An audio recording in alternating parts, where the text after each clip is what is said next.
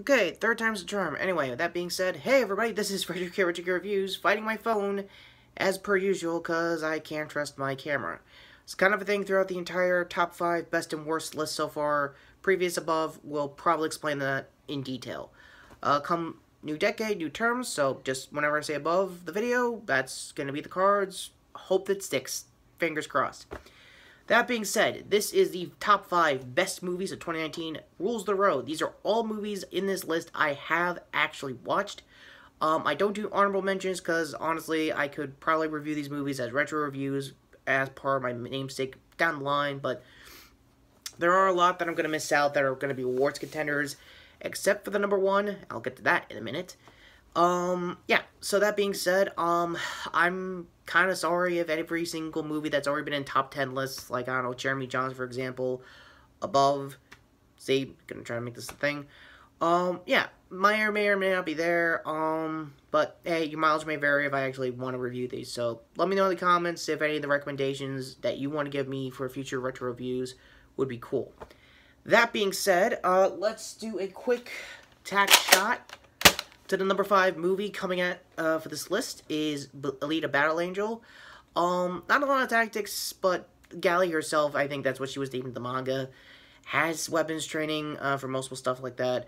Also, I will not be carding any of the reviews I've already done, because like I said, almost everything in the top 5 is reviews, so there will be links down below in order for progression, either above or below the listings. So that being said, this is my first, I guess, post-January movie I watched. It came out around March, I think.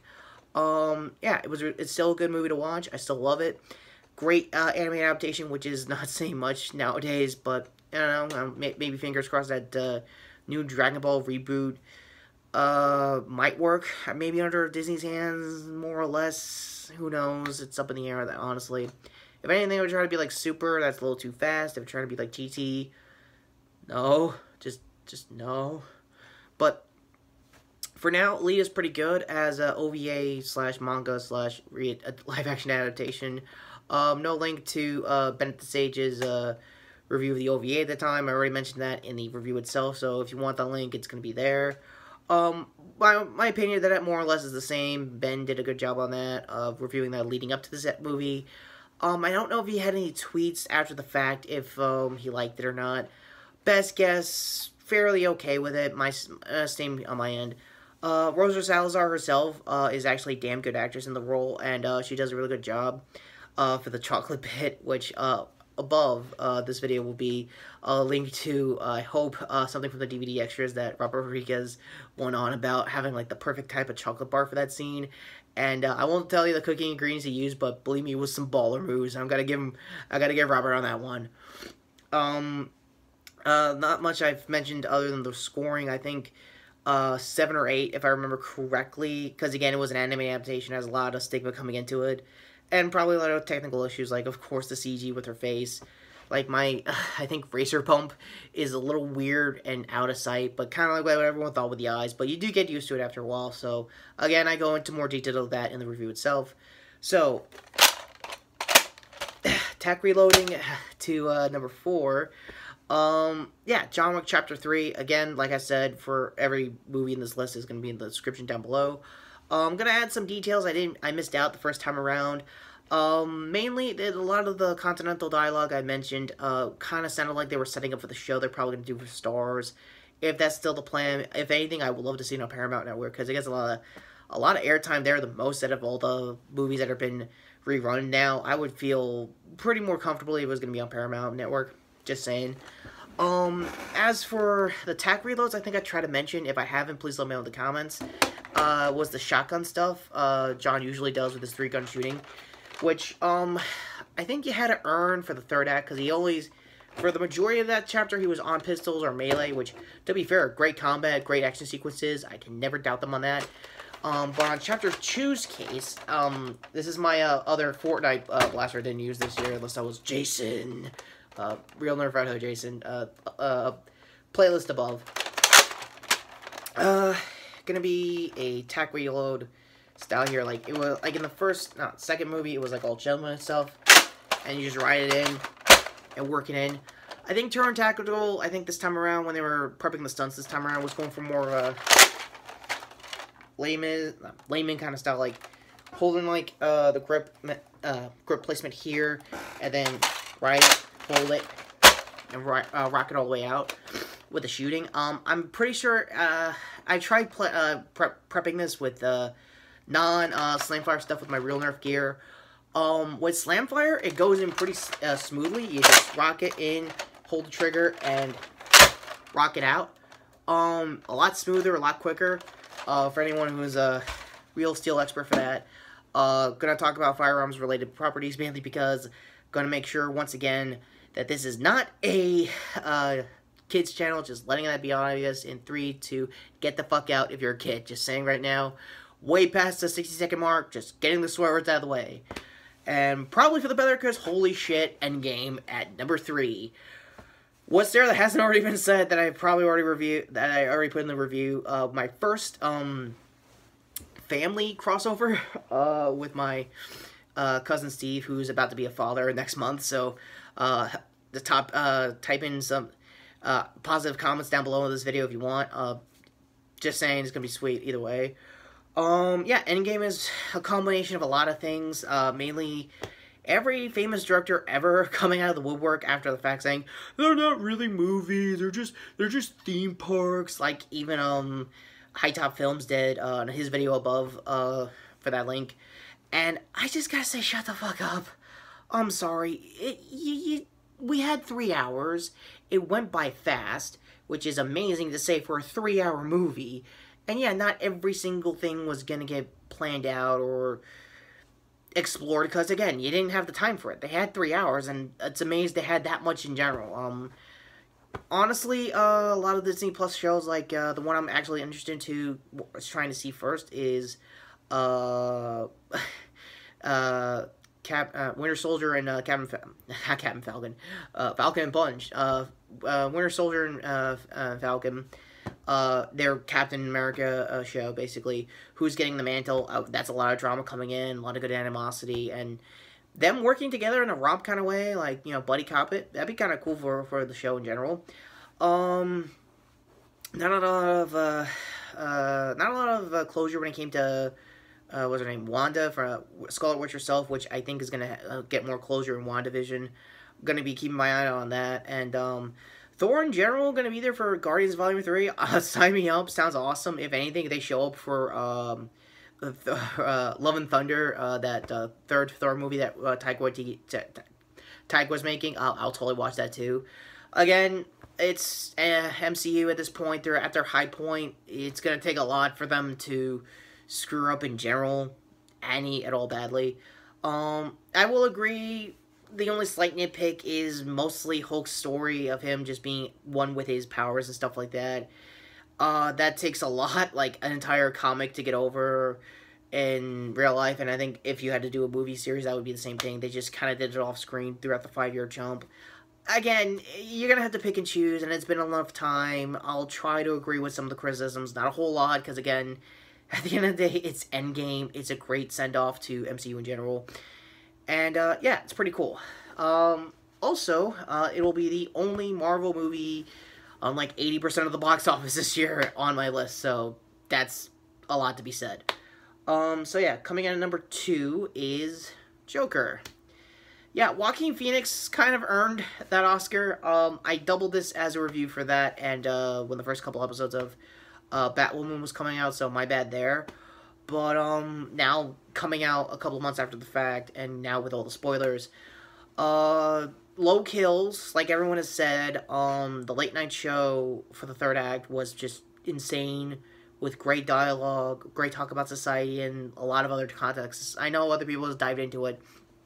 In my outlook, and I think, sorry, I'm also catching a cold, most DC fans are getting used to is that if he is this Joker, if he is the real comic Joker, sorry to put Jason terms into it. For those who don't know, new to the channel, I play a character named the Real No Red Hood, and throughout the entirety of the DCU, I'm as biased as it gets, because I never really explained the context outright for new subscribers. if you see me with like a Mega Blaster or anything red on it when it comes to the decal on Nerf in general, that's gonna be Jason's loadout.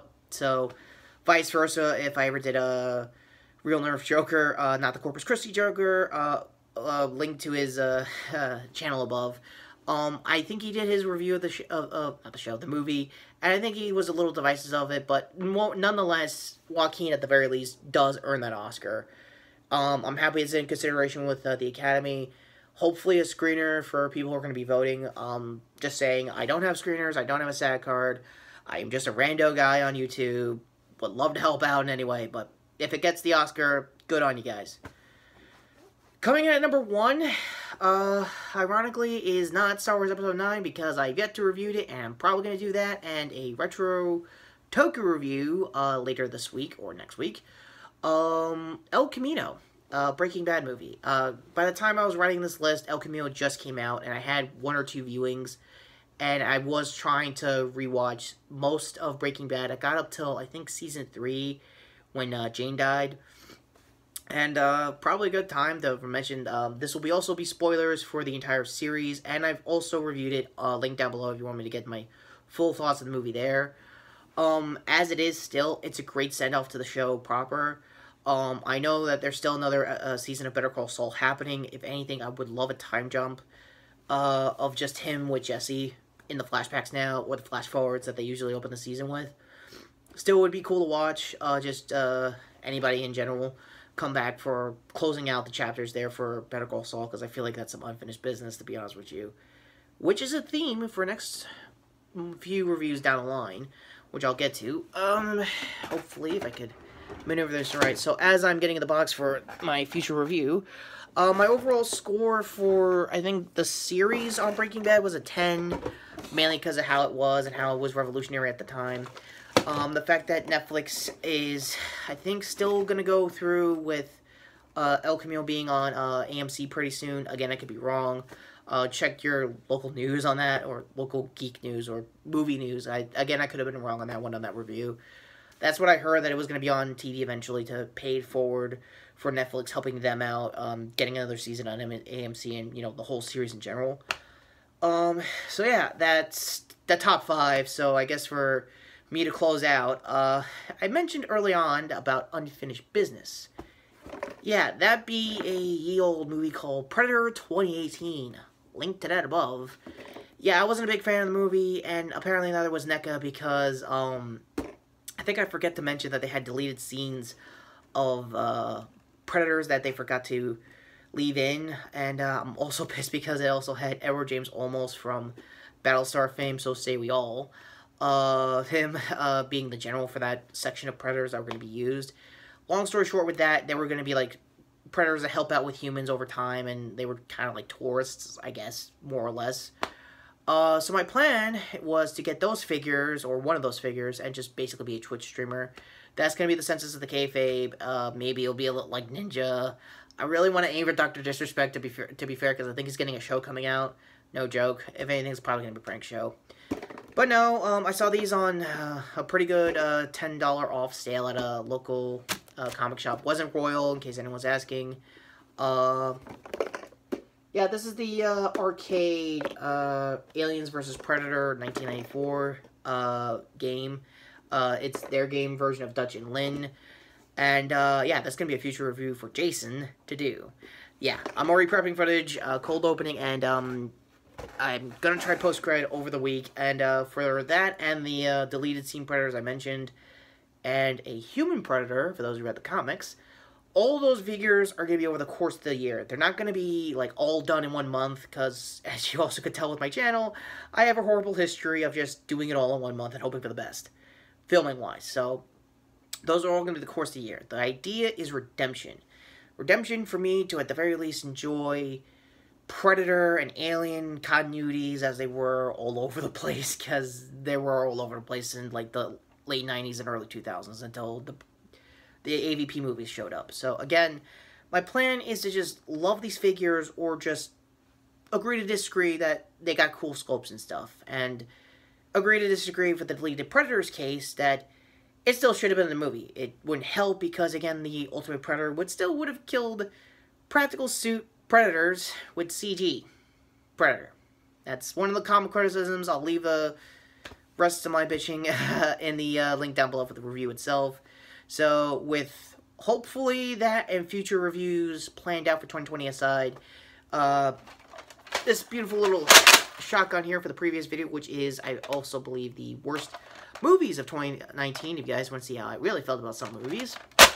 Shot out there, and hand here for my channel, if you guys want to subscribe. Notification bell down below for everything I mentioned here and more.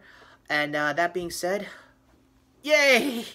2019, by official terms with my reviewing, is over. Thank God. Let's get to 2020, and more importantly, let's start a new decade. That being said, I'm Retrokid Reviews. Thank you for sitting through this video. Hope like hell this gets uploaded in general, but that being said, take care and have a good year, and more importantly, a brand new decade to hopefully not fuck up. Take care, guys.